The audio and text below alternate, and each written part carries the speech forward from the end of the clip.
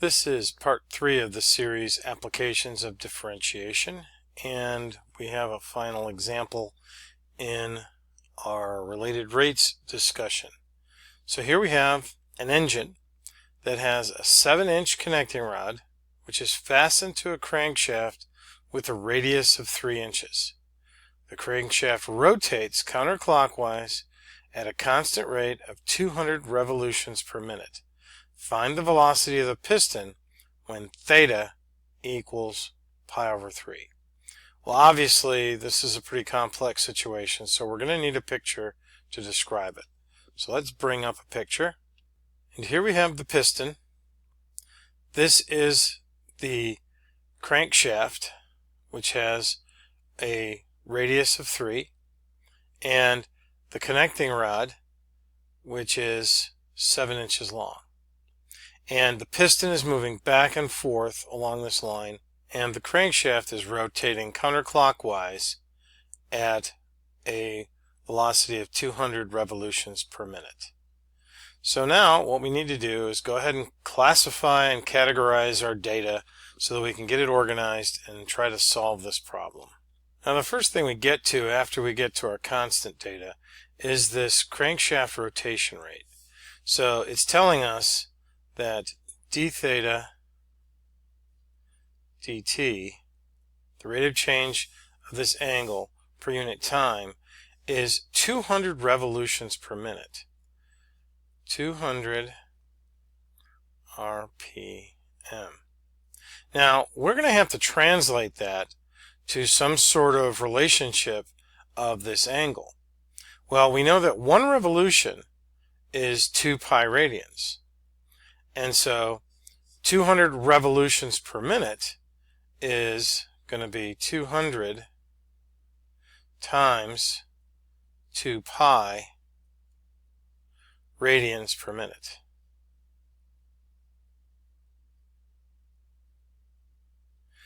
Which is actually going to be 400 pi. So there's our given d theta dt. What we're looking for is the velocity of the piston when theta is pi over 3. The velocity is going to be represented by x, so what we're looking for is the rate of change of x with respect to time. dx dt at theta equals pi over 3. Now we need some sort of equation that's going to relate all these together.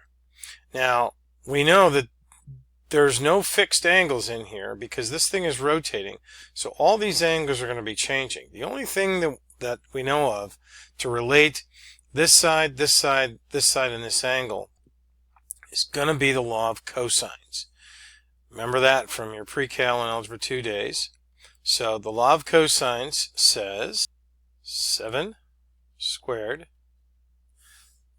this side of here, is equal to the sum of the squares of the other two sides, 3 squared plus x squared, minus 2 times 3 times x, minus 2 times the product of the sides times the cosine of the angle opposite the side. So now in order to solve this, we're going to need a dx dt, so that means we're going to have to differentiate. Now you could take the extra step of simplifying this, but because these are all constants with the exception of this and this term, it's really not worth the while. So let's just differentiate in place. So let's go ahead and take the derivative of this with respect to time. So the derivative of this is 0 equals 0 plus 2x dx dt.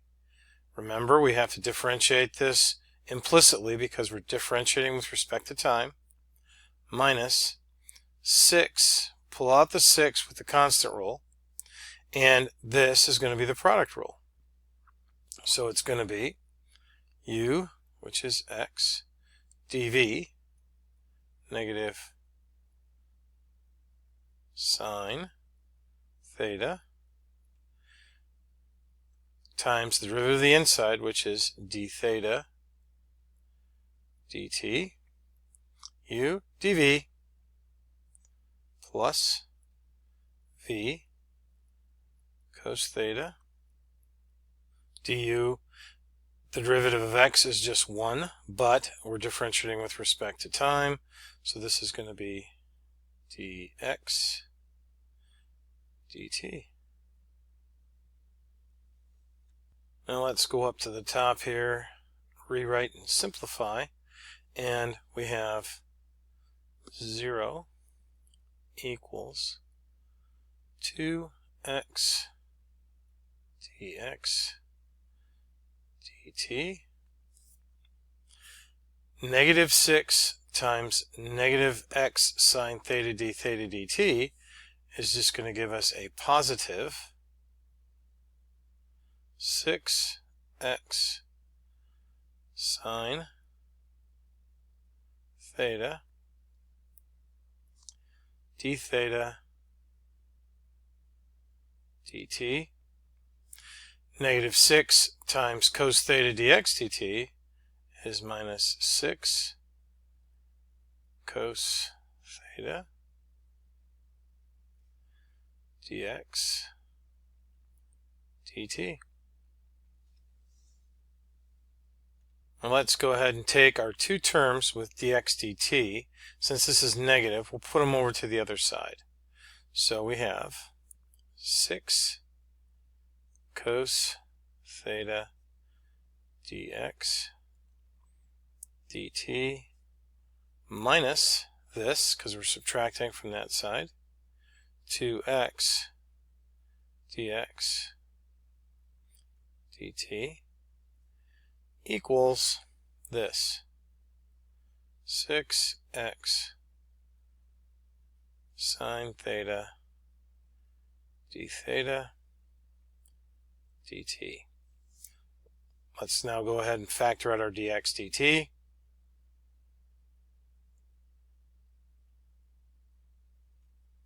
That leaves us with 6 cos theta minus 2x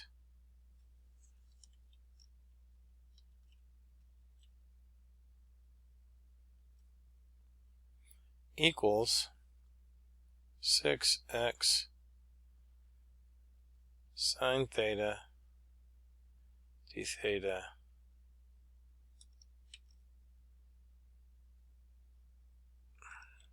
dt. Now let's go ahead and divide out, and we have dx dt equals 6x sine theta d theta dt over 6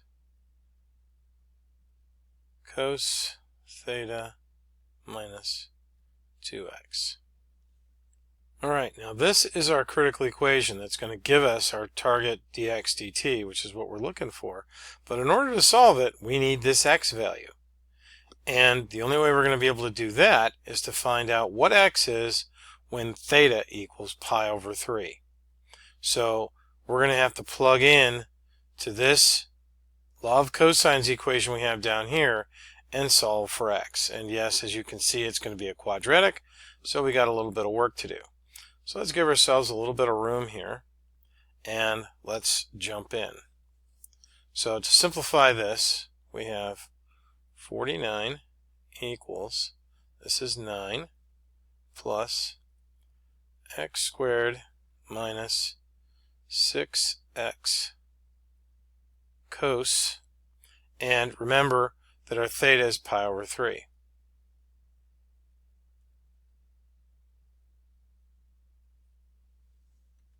Now simplifying this, we can, since we have x squared over here, we can bring this onto this side. So 0 equals negative 40 plus x squared minus cosine of pi over 3 is 1/2. 6 times 1/2 is 6 divided by 2, so that's 3x. So rewriting this, 0 equals x squared minus 3x minus 40. Now let's see if this quadratic factors easily enough.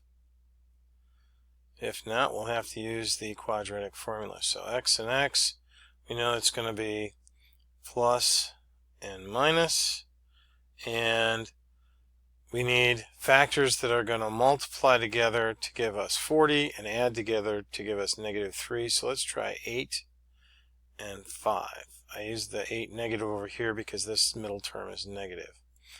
X squared minus 8x plus 5x, that reproduces that. Yes, that's it. So that works. So that means our x is going to be -5 and 8. The -5 we can eliminate because we can't use a negative value for an x value. So we know that our x value is 8. So now we can come back up here and substitute our x value into this equation. So let's bring this down here just so that we don't get confused with this. So dx dt equals 6 times 8, plugging the 8 in for x, sine pi over 3, and our d theta dt was up here 400 pi. So let's multiply this by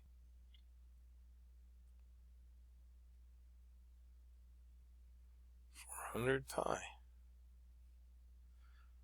all over 6 cos theta cos pi over 3 minus 2 times x, which we just found was 8.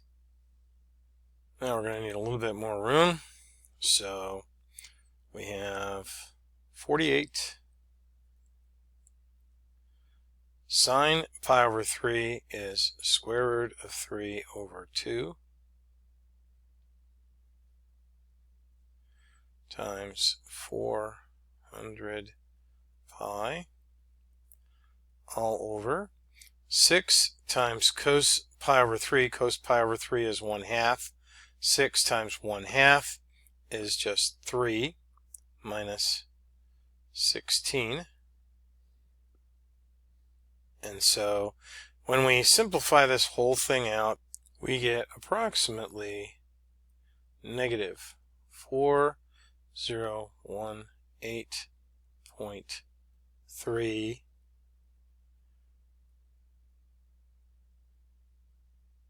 inches per minute. So that piston is really cranking. Okay, well that was a good workout, and let's go ahead and move on to the next section.